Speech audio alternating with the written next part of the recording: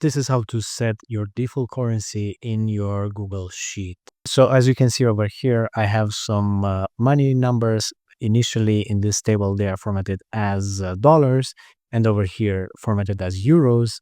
And when I try to format something, and by going to this button over here, notice that this is formatted as pounds, but this, I would like to have it as something different. So to do that, I'm going to go to File, going to go to Settings, and from over here, I'm going to select a different locale. Right now, it's the United Kingdom, but I like it to be Switzerland. So I'm going to save and reload.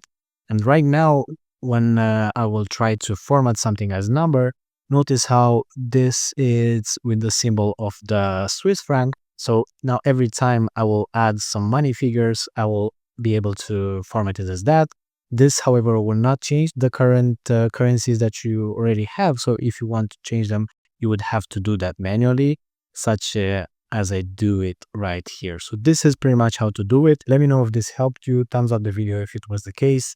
If you need further help, let me know in the comments. I'll try to help you out, and subscribe for more videos.